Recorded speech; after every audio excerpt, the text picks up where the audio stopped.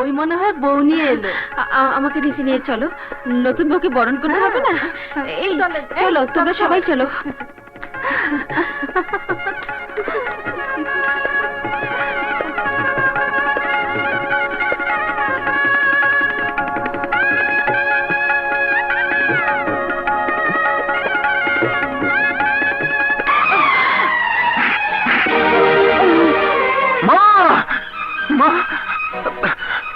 মা, কি অপায়া বউ, বাড়িতে পা দিতে না দিতে এই অবস্থা। হ্যাঁ, আরো কত কিনা ঘটবে। মা, মা, মা কথা বলো। মা, খোদা, আমি অনেক আশা অনেক স্বপ্ন নিয়ে শ্বশুর বাড়িতে পা রেখেছি, এখানেও যদি তুমি নির্দয় হও। মা, আমি ডাক্তার নিয়ে আসি। ডাক্তার? ডাক্তার কেন রে পাগল? আমি আমি সব দেখতে পাচ্ছি, সব দেখতে পাচ্ছি। সব দেখতে পাচ্ছ? সত্যি তুমি দেখতে পাচ্ছ? তুমি সব দেখতে পাচ্ছ? ওই তো আমার লক্ষ্মী বৌমা। আমাকে উঠা।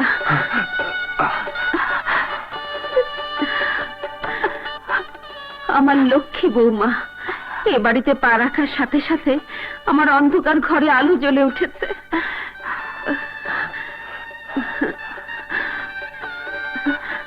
থাক, চলো বৌমা, ঘরে চলো। চলো। শুনেছি টাকার অভাবে মাঝে মধ্যেই আপনাদের উপর থাকতে হয়, কিন্তু এমন সাজগোজ আর বাহারি ঢং দেখে তো মনে হয় আসলে সব মিথ্যে কথা। কি বলতে চান আপনি? কেন, আমি কি আপনাকে বোঝাতে পারিনি? নাকি বুঝেও না বোঝার ভান করছেন? দেখুন, আপনি বাড়িওয়ালা আর আমরা আপনার পুরনো ভাড়াটে। সামান্য 3 মাসের ভাড়া বাকি পড়েছে বলে আপনি যখন তখন এসে এভাবে আমাদের অপমান করতে পারেন না। মোর জ্বালা, সম্মান থাকলে তো অপমানের কথা আসে। বাড়ি ভাড়া চাইতে এলে শুনি টাকা নেই, ঘরে চাল নেই, ডাল নেই। কিন্তু রং ঢং করে ছেলের বিয়ে দিয়ে ঘরে চাঁদের মতো বউ আনতে টাকা পেলেন কোথায়? মনে হয় শুধু মালদার জুয়েলারির বেটিকে ফাঁসিয়েছেন। ইয়ে বলছিলাম, হাতে তো বহু গহনা দেখছি, ওই নরম হাত থেকে গরম গরম দুখানা খুলে দিলেই তো লেঠা চুকে যায়। মনির সাহেব, মুখ সামলে কথা বলবেন। আমার বাড়িতে বসবাস করে আমাকে এত বড় অপমান! থামুন।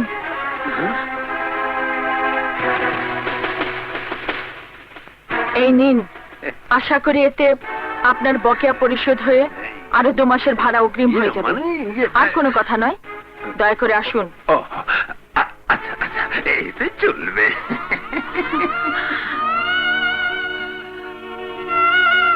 এ তুমি কি করলে আলো? বাড়িওয়ালার কাছে আমাকে ছোট করে দিলে। আমি তো কোনো অন্যায় করিনি, কর্তব্য পালন করেছি মাত্র। আর তার জন্য তোমার বাবার দেওয়া গহনা দিয়ে দিলে? কাজটা তুমি মোটেই ভালো করনি। নারীর সবচেয়ে বড় অলংকার হলো তার স্বামী। স্বামীর কাছে অলংকার তো অতি তুচ্ছ। সেই স্বামীর সম্মান রক্ষার জন্য শুধু অলংকার কেন, নিজের জীবনও হাসি মুখে বিলিয়ে দিতে পারে। এসো, ঘরে এসো।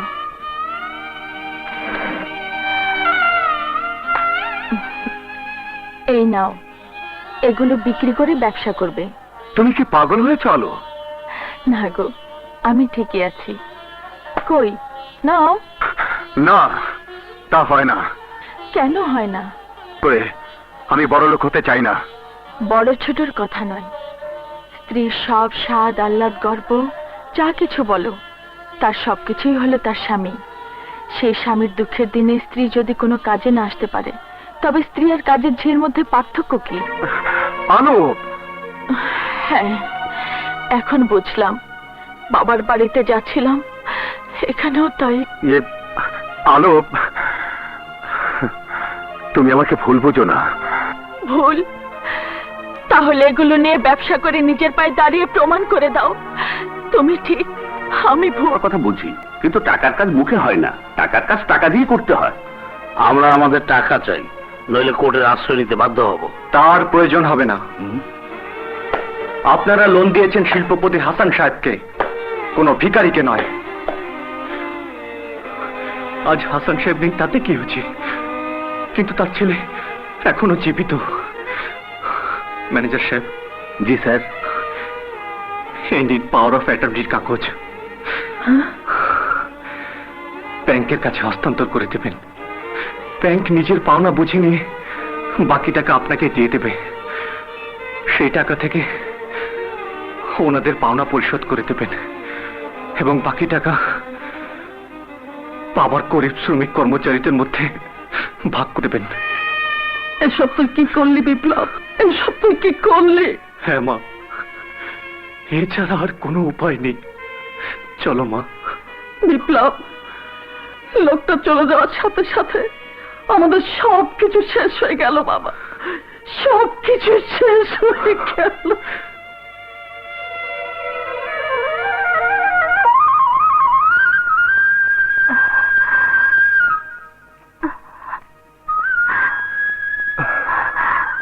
আমরা এখন কোথায় যাব বাবা? আল্লাহর দুনিয়ায় জায়গার অভাব নেই মা, কিন্তু তুমি আমার হাতের কথা ভাবছো? ভেবো না মা, তুমি জানো না মা, বুবু বিদায়ের সময় আমার হাতে চুমু দিয়েছিল, সেই থেকে এই হাতে আমি শক্তি ফিরে পেয়েছি।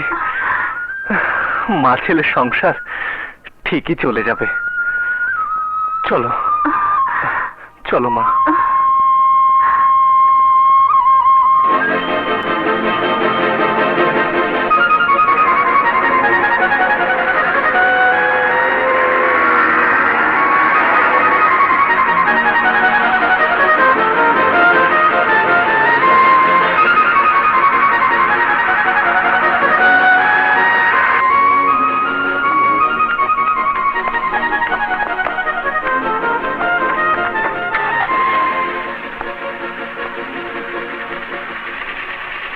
কি বলে তকদির?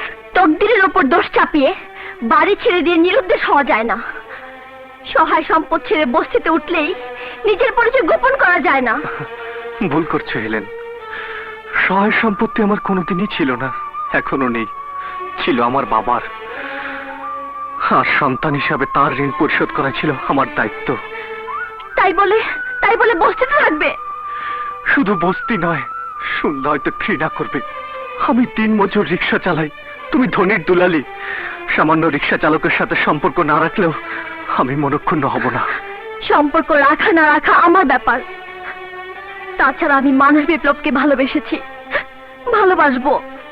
কিন্তু হেলেন, তোমার বাবা আমাদের এই ভালোবাসাকে কোনোদিনই মেনে নেবেন না, তাই বলছি তুমি আমাকে ভুলে যাও। ভুলে যাব? কেন ভুলে যাব? তিল তিল করে তোমার আমার মাঝে যে ভালোবাসা গড়ে উঠেছে, সে ভালোবাসা কি ভুলে যাওয়ার? ভাগ্যের ফেরে আজ তুমি না হয় গরিব হয়ে গেছো, তাই বলে তোমার মনটাও গরিব? না না, এ আমি বিশ্বাস করি না, এ আমি বিশ্বাস করি না। বিপ্লব, তোমার জন্য অট্টালিকা ছেড়ে বস্তিতে কেন, গাছতলে আমি থাকতে পারবো, তবু তোমাকে ভুলতে পারবো না, ভুলতে পারবো না। আলো, এই যে বসো।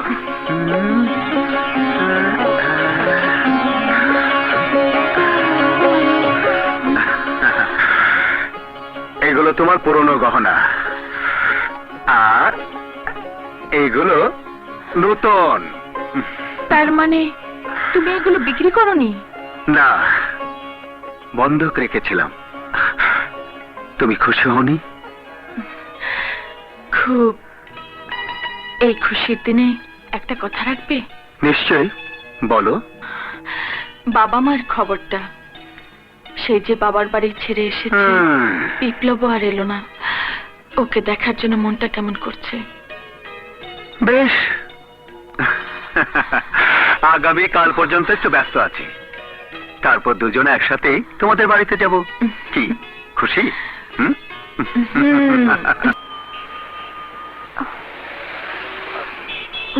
এই চলো বাসায় চলো তো। আজ না আরেকদিন যাবো। না না, চলো আজকে চলো।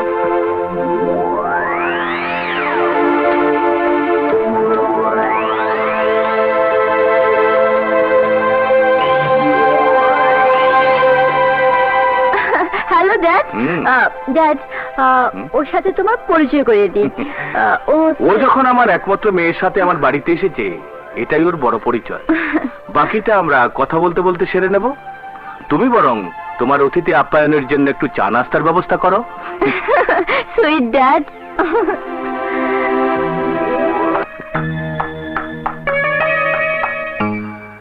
তুমি হাসান চৌধুরীর ছেলে না? জি।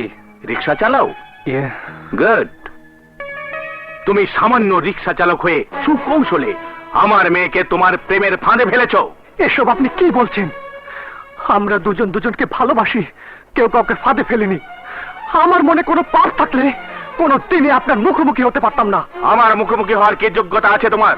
কোন যোগ্যতার বলে তুমি আমার মেয়েকে বিয়ে করতে চাও? আপনার মেয়েকে বিয়ে করার সব রকম যোগ্যতাই আমার আছে।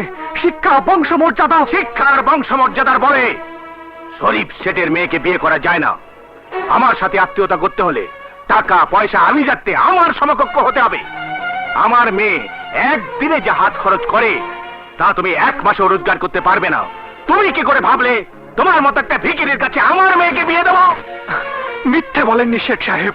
যে পিতা স্নেহ, মায়া, মমতা, প্রেম, ভালোবাসাকে ধন দৌলতার আভিজাত্যের মাপকাঠিতে বিচার করে, সে পিতা পিতা না হয়ে একজন ভালো ব্যবসায়ী হতে পারে।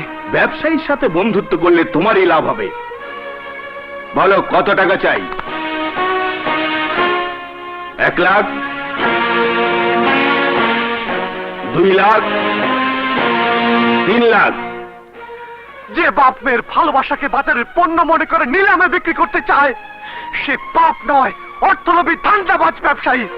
কিন্তু কিন্তু আমি ব্যবসায়ী নই।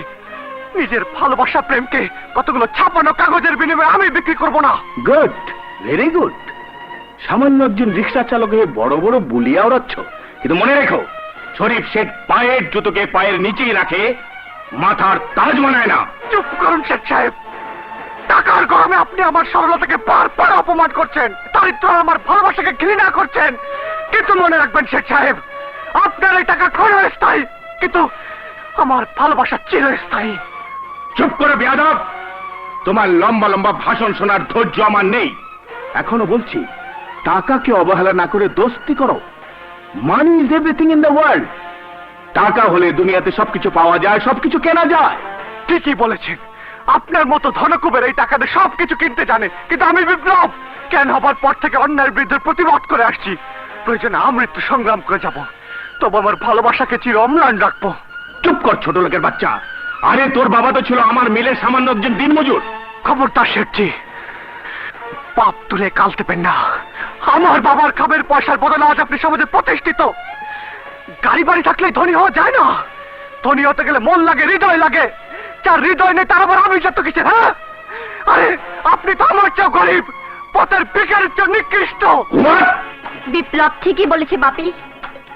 ওকে আমি ডেকে এনেছি অপমান করার জন্য নয়। মান অপমান বোধ থাকলে এই ভিখারির বাচ্চা রিক্সাওয়ালা কোনোদিন এই বাড়ির ত্রিসীমানায় ঢুকতো না। ঠিক আছে, তাহলে এবারে সীমানা ছেড়ে আমি চলে যাচ্ছি। চলো বিপ্লব। না হেলেন, উত্তেজনার বশে তুমি যেতে চাইলেও আমি নেব না। আমি স্বার্থপর কাপুরুষ নই। তবে যদি এমন দিন আসে তোমার আমার ভালোবাসা বিপন্ন হয়, সেদিন আমার দরজা তোমার জন্য খোলা থাকবে। বিপ্লব, বিপ্লব দাঁড়াও, আমাকে নিয়ে যাও। ছি ছি ছি ছি, তুমি কোথায় যাবে? সাধারণ এক রিক্সাওয়ালার সাথে? না না না, তা হয় না হেলেন। তুমি যাবে আমাদের ঘরে, আমার ভাই ড্যানির বউ হয়ে। হ্যাঁ, ভাগ্যের সময় মতো চলে এসেছো। শিকদার, শোনো শিকদার, আর দেরি করা ঠিক হবে না। তাড়াতাড়ি বিয়ের ব্যবস্থা করো। হ্যাঁ,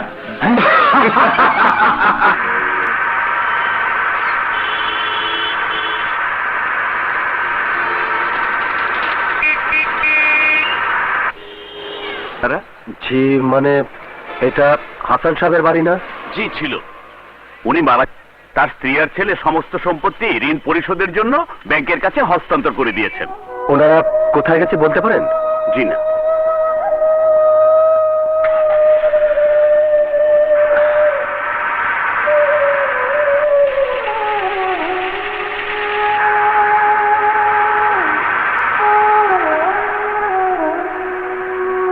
আমারই ভুল হয়েছে। বিয়ের পর অন্তত একবার এসে খবরটা নেওয়া উচিত ছিল, কিন্তু বিপ্লব তো বাবা মারা যাওয়ার খবরটা দিতে পারতো।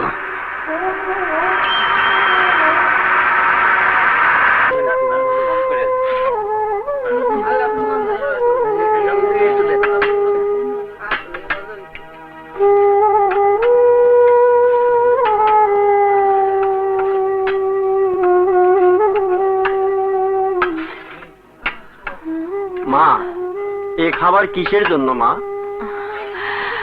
আমার বাবার রুহের শান্তির জন্যে। আপনার বাবাকে বেহেশত নসিব করুন।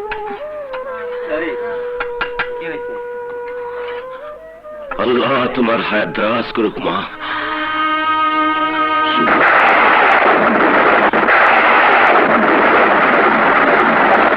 বাবা,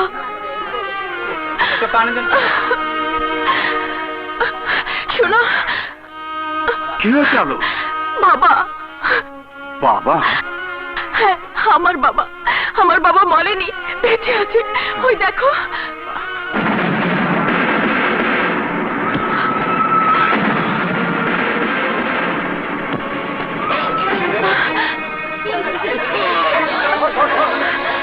বাবা,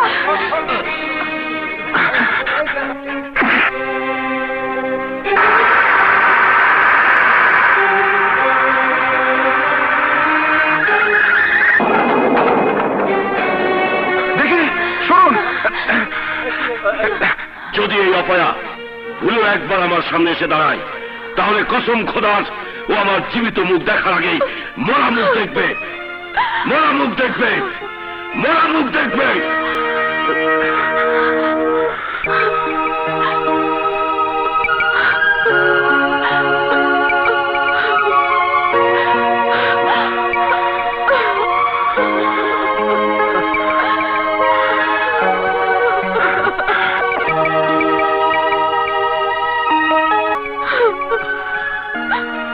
সুজন, পেশেন্টের দুটো কিডনি নষ্ট হয়ে গেছে। কি বলছিস তুই? হ্যাঁ, রিপোর্টও তাই দেখা যাচ্ছে। তাহলে উপায়? ইমিডিয়েটলি কিডনি রিপ্লেসমেন্ট করতে হবে। তাহলে তাই কর। সরি সুজন, আমাদের স্টকে আপাতত কোনো কিডনি নেই। যদি কোনো আত্মীয় স্বজন কিডনি দেয় তো ভালো, নইলে পেশেন্টকে বাঁচানো যাবে না। যদি কিডনি আমি দিই? ওয়েল, তো রক্তের গ্রুপ? ও পজিটিভ। স্যার, পেশেন্টের রক্তের group AB positive. Sorry Sujan, তোর কিডনি পেশেন্টের সাথে সেটা হবে না। যেখান থেকে পারিস সেটা অনুযায়ী কিডনির ব্যবস্থা কর। যত টাকা লাগে আমি দেব। হ্যাঁ, আমি আপনার চেষ্টা করব। যত তাড়াতাড়ি সম্ভব কিডনির ব্যবস্থা করতেই হবে, তা নাহলে পেশেন্ট বাঁচবে না। তুই এক কাজ কর সুজন, পত্রিকায়, রেডিওতে, টিভিতে বিজ্ঞাপন দে। যদি কোনো সহৃদয় ব্যক্তি কিডনি দান করে।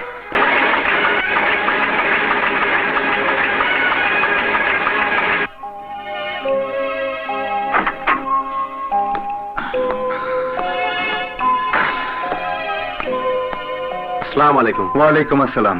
কিডনির ব্যবস্থা হয়েছে? স্যার, কিডনি যারা দিতে চায় তাদের গ্রুপের সাথে মিলছে না। ও, তাহলে হ্যালো স্যার, আপনার ফোন। হ্যালো, হ্যাঁ বলছি। কি কিডনি পাওয়া গেছে? আচ্ছা আচ্ছা, আমি এক্ষুনি আসছি। প্লিজ। Thank you sir.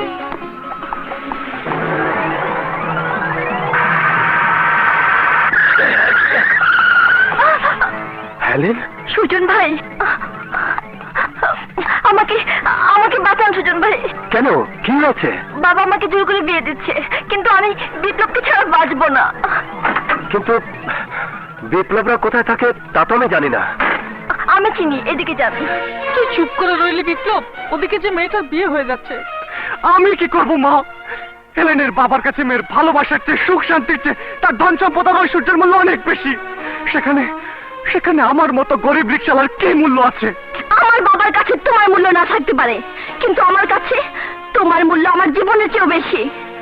তাই তো বাবার সমস্ত বাধা বিপত্তি অতিক্রম করে বিয়ের আসর থেকে তোমার কাছে পালিয়ে এসেছি, আর তুমি কাপুরুষের মতো বসে আছো। বিপ্লব, আমি তো ধন সম্পদ টাকা পয়সাকে ভালোবাসিনি, ভালোবেসেছি তোমাকে, তোমার আদর্শকে। আমি মানি হেলেন, তোমার সব কথাই আমি মানি, কিন্তু কিন্তু এটা তো সত্যি, তোমার বাবা আমার মতো চালচুলোহীন গরিব এক এতিম রিকশালার হাতে কোনোদিনই তোমাকে তুলে দিত না। কে বলেছে তুমি এতিম? বাবা সুজন, তুমি? হ্যাঁ মা, বিপ্লব এতিম নয়। মিথ্যে বলে কোনো লাভ নেই। মিথ্যে নয় বিপ্লব, সত্যি বলছি, তোমরা এতিম নও। বাবা বেঁচে আছেন। বেঁচে আছে? তাহলে তিনি কোথায় সুজন ভাই? তিনি ক্যাপিটাল হাসপাতালের 205 নম্বর ক্যাবিনে আছে।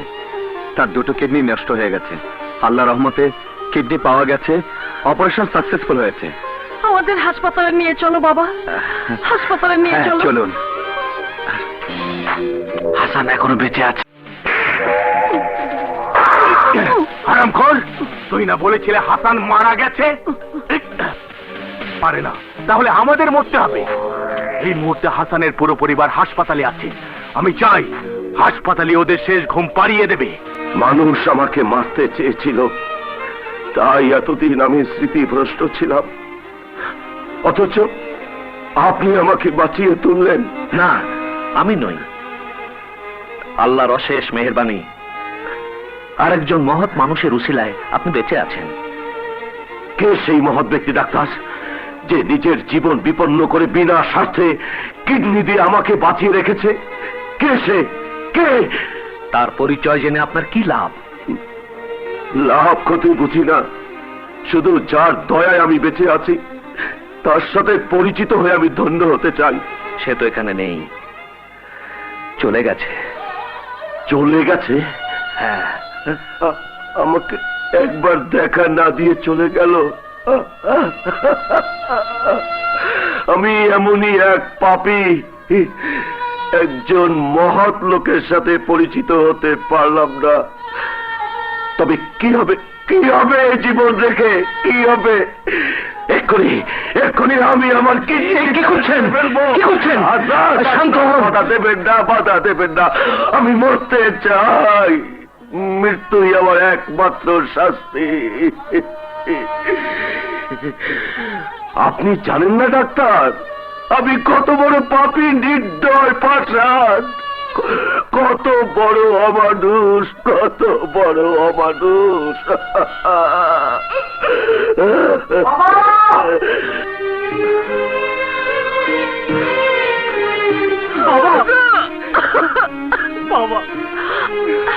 মায়া, সেদিন অর্থের অহংকারে, ক্ষমতার লিপ্সায় যে পাপের দুর্গ আমি গড়ে তুলেছিলাম, সত্যের আগুনে সেই দুর্গ যেদিন পুড়ে ছাই হয়ে গেল, সেদিন অর্থ লিপ্সু অহংকারী হাসানের মৃত্যু হয়ে গেছে। যে অন্যায়, যে পাপ আমি করেছি, জানি না সে আমার অন্যায়ের ক্ষমা করবে কিনা। কে কে বাবা? কার কথা বলছো? বাপ হয়ে মেয়ের বিয়ে দিতে পারেনি, তার বিদায় বেলায় তাকে একটু সান্ত্বনা না দিয়ে দূর দূর করে তাড়িয়ে দিয়েছি। সেই সন্তানের কাছে আমার কোনো ক্ষমা নেই, কোনো ক্ষমা নেই। কে বলে ক্ষমা নেই? ক্ষমা তো তখনই হয়ে যায় যখন মানুষ তার নিজের ভুল বুঝতে পারে। তাছাড়া সন্তানের কাছে পিতার কোনো অপরাধ থাকতে পারে না। যখন জানতে পারবে আপনি সুস্থ আছেন, বেঁচে আছেন, তখন দেখবেন আপনার মেয়ে আপনার কাছে পাগলের মতো ছুটে আসবে। না না না না, ছুটে সে কোনোদিনই আসবে না, কোনোদিন আসতে পারে না। তোমরা শুধু একটিবার বলো, আমাকে কিডনি কে দিয়েছে? ডাক্তার,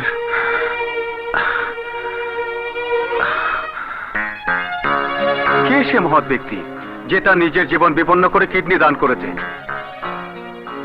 শফিক, তুই চুপ করে আছিস কেন? আমি বলতে পারবো না সুজন। বলতে তোকে হবে শফিক। শত চেষ্টা করে লক্ষ টাকার বিনিময়ে যে কিডনি আমি জোগাড় করতে পারিনি, আর তুই তা বিনে পয়সা জোগাড় করেছিস। ধন্যবাদ দিয়ে তোকে ছোট করব না। যার কাছে আমরা চিরঋণী হয়ে রইলাম, শুধু তার পরিচয়টা বল। বল শফিক, বল। পরিচয় জানার যখন এত ইচ্ছে, তখন চল চল। আকমল বেঁচে থাকবেই হাসান শেখ, তবে মরা মানুষ জিন্দা হয়ে ফিরে আসবে, আর জিন্দারা মরে লাশ হয়ে যাবে, তা তো হয় না। ঠিক কি বলতে চাস? ছেড়ে দাও, ছেড়ে দাও, ছেড়ে দাও বলছি। এই মা!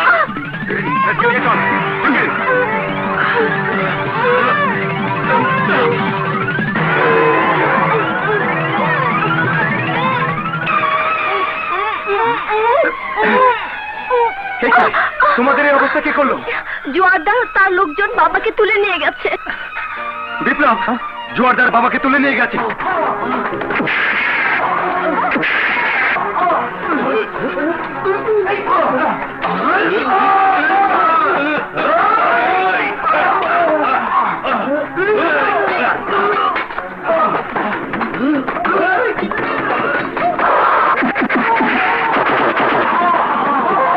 বিপ্লব, তুমি বাবাকে নিয়ে যাও, আমি এদেরকে দেখছি।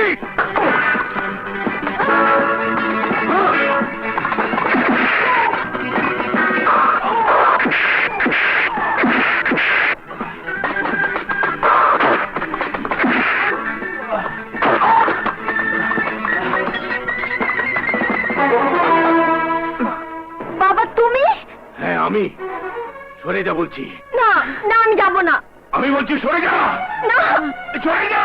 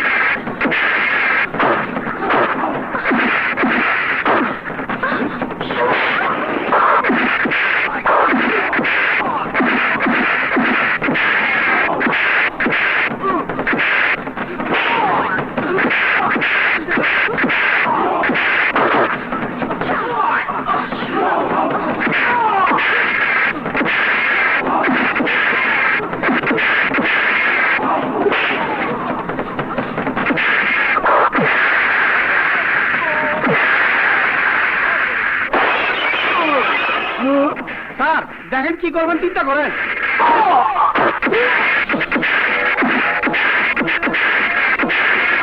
দড়ি দিয়া বান্ধেন, দড়িটা বান্ধেন। হ্যাঁ, ইস মালা পড়াইতেছে। ওই যে থোতাটা ভেঙে গেছে রে, সাড়ে নাকটা ভেঙে নিয়ে চলো। হ্যাঁ, পুলিশ আছে যেখানে আমার চিন্তা নাই সেখানে। আমি তো কিছুই করলাম না, কি করবো, সব দিতে ধরে ভালেছে। নদীটা আর লুকাবো না। আজ আপনাদের সেই মহান ব্যক্তির সাথে পরিচয় করে দেব, যিনি আপনাকে কিডনি দিয়েছেন। না না শফিক, না। এ তুই কি করেছিস শফিক, কি করেছিস? এত বড় একটা ঘটনা ঘটাবার আগে একবার আমাকে জিজ্ঞাসা করার প্রয়োজন মনে করলি না? প্রয়োজনের চেয়ে ওই মুহূর্তের দায়িত্ব পালন এত বেশি বড় ছিল যে আমি তোকে জিজ্ঞেস করার সময়টুকু পাইনি সুজন। বিশ্বাস কর, এছাড়া আমার আর কোনো উপায় ছিল না। তাছাড়া কিছু হারিয়েই তো কিছু পেতে হয়। হ্যাঁ শফিক, হ্যাঁ, কিছু পাবার আনন্দের চেয়ে হারাবার ব্যথা যে কত কঠিন, কত নির্মম হয়ে আমাকে আঘাত করবে তার একমাত্র আল্লাহ জানে। আমাকে তুই মাফ করে দে সুজন, আমাকে মাফ করে দে। কি ব্যাপার সুজন ভাই, ডাক্তার সাহেব মাপ চাইছেন কেন? আমি সুজনের বিনা অনুমতিতে যে কাজ করেছি তারই জন্য মাপ চাইছি। বিপ্লব, কিডনি যিনি দিয়েছেন তাকে দেখার জন্য সবাই ছুটে এসেছ। ওই যে কিডনি উনি দিয়েছেন।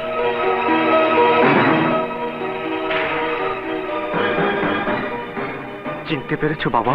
ওকে আপনি চিনতে পারবেন না, কারণ ওর জন্মটাই ছিল ওর জন্য অভিশাপ। অভিশপ্ত জীবন নিয়ে নিষ্পাপ দুটি চোখ মিলে যখন পৃথিবীর আলো দেখতে পায়, তখন তার উপর থেকে মায়ের স্নেহের ছায়া মুছে যায় চিরতরে। দিকে মাতৃহাবুর শিশুর কান্না, অন্যদিকে সাধারণ এক মিল শ্রমিক হঠাৎ করে হয়ে যায় কোটি টাকার মালিক। একদিকে সেই অর্থলোভী মানুষটি গড়ে তোলে বিশাল ইমারতের সুখ স্বাচ্ছন্দ্যের জীবন, অপরদিকে সেই ইমারতের এক কোণে অপয়া অলক্ষ্যে অপবাদ নিয়ে দিনে দিনে বড় হয়ে ওঠে এই মেয়েটি। পিতামাতার অবজ্ঞা অবহেলা সত্ত্বেও স্নেহের কাঙাল মেয়েটি শত চেষ্টা করেও পারেনি তাদের মন জয় করতে, পারেনি তাদের আপন হতে। তাই তো আজ নিজের জীবনকে তুচ্ছ ভেবে তারই কিডনিতে আপনার জীবন প্রদীপ জ্বালিয়ে রেখেছে বাবা। না না,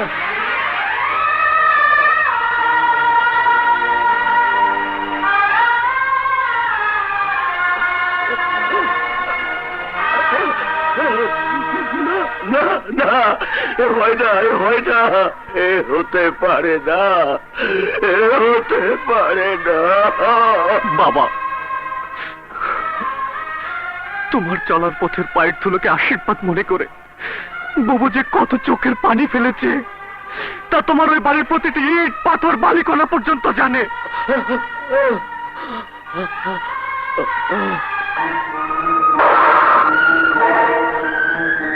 বাবা সুজন, যে অন্যায় অবিচার, যে পাপ আমি করেছি তার ক্ষমা নেই। এই নাও, যতটা নিষ্ঠুর নির্দয় আমি হয়েছিলাম ততটা নির্দয় ভাবে প্রহারের পর প্রহার করে রক্তের বন্যা বইয়ে দাও। যতটা চোখের পানি ওর আমি ঝরিয়েছি ততটুকু রক্ত তোমরা আমার শরীর থেকে বের করে দাও। দাও। না, রক্ত যদি ছড়াতেই হয় আমার শরীর থেকে ছড়াও। আমি সবচেয়ে বেশি অত্যাচার করেছি ওর উপর, আমি বড় পাপী। সুজন, বৌমাকে বাঁচা, সুজন, সুজন, বৌমাকে বাঁচা। সুজন, বৌমাকে বাঁচা, বৌমাকে বাঁচা। কি হয়েছে? বৌমা তোদের আসতে দেখে এই চিঠিটা দিয়ে দরজা বন্ধ করে দিয়েছে। তোমার বিনা অনুমতিতে যে কাজ আমি করেছি সেজন্য তোমার কাছে আমি ক্ষমা চাইছি। এছাড়া আমার বাবাকে বাঁচানোর আর কোনো পথ ছিল না। তুমি যদি ক্ষমা না করো মরেও শান্তি পাবো না। হ্যালো, হ্যালো, দরজা খোলো, হ্যালো, দরজা খোলো। বিশ্বাস করো, আমি তোমার উপর কোনো রাগ করিনি, বিন্দু মাত্র রাগ করিনি। তুমি তো সন্তান হয়ে পিতার প্রতি কর্তব্য পালন করেছো। হ্যালো, হ্যালো, হ্যালো, মা, মারে, দরজা খোল মা। হ্যালো, শুনতে পাচ্ছ? তোমার বাবা তোমাকে ডাকছে, তোমাকে দেখতে তোমার মা, বাবা, ভাই সবাই ছুটে এসেছে। দরজা খোল মা। তোর এই অপরাধী বাপের বুকে যে আগুন জ্বলছে, তোকে বুকে নিয়ে সে আগুন নেভাতে দে মা। তোর এই হতভাগ্য বাপকে মাফ করে দে মা। একবার বাবা ডেকে শূন্য বুকে মাথা রেখে আমার এই তপ্ত বুকটা জুড়িয়ে দে মা, জুড়িয়ে দে মা। মারে, বুবু দরজা খুলবে না বাবা। কেন, কেন খুলবে না? তোমার কসমের কথা মনে নেই বাবা? বুবু তোমার সামনে এলে তোমার মরা মুখ দেখবে। বুবু তো কিডনি দিয়েছে তোমাকে বাঁচিয়ে রাখবার জন্য, তোমার মরা মুখ দেখার জন্য নয় বাবা। না না না না না, আমি বিশ্বাস করি না, আমি মানি না ওই কসম। বাপ মেয়ের মাঝে মিথ্যে কসম আল্লাহ কবুল করতে পারেন না। ইয়া পরওয়ারদিগার, দিন দুনিয়ার মালিক, মিথ্যে ক্ষোভে অর্থের অহংকারে সেদিন যে কসম করেছিলাম, তুমি যদি সেই কসম কবুল করেই থাকো তাহলে আজ সব অহংকার সব ক্ষোভ ত্যাগ করে তোমার দরবারে দু হাত তুলে ক্ষমা চাচ্ছি, ক্ষমা চাচ্ছি। ফিরে দাও তোমার সেই কসম, ভিক্ষে দাও আমার মেয়েকে। যতক্ষণ না পর্যন্ত তুমি আমার ফরিয়াদ কবুল করবে, যতক্ষণ না পর্যন্ত তোমার করুণা হবে, যতক্ষণ আমি আমার মেয়েকে আমার বুকে ফিরে না পাবো, ততক্ষণ আমি এই দরজায় মাথা ঢুকে মরবো।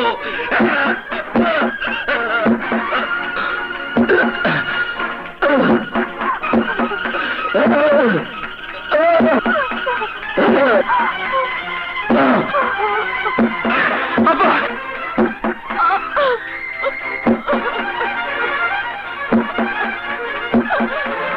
কি করছেন আপনি? সরে যাও তোমরা।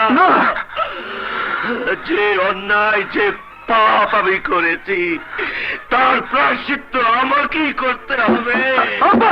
বুবু, বুবু তুই কি চাষ আমরা এতিম হয়ে যাই? পেরিয়ে আয় বুবু, পেরিয়ে আয়। কি করছেন আপনি? আমার পাপের ক্ষমা কি হবে না মাবুদ? তোমার কি দয়া হবে না? তুমি তো দয়াময় রহমান রহিম, দয়া করো, দয়া করো। দরজা খোলো।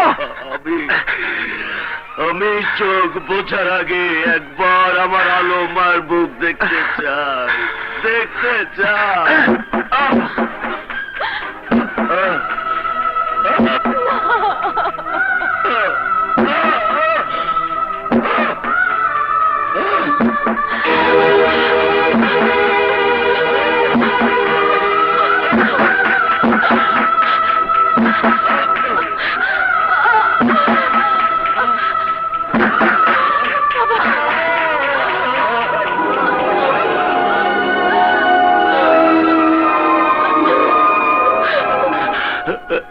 জন্মের পর যে মুখ আমি দেখিনি মা, সেই সুন্দর মুখখানা আজ আমাকে ভালো করে দেখতে দে মা, ভালো করে দেখতে দে।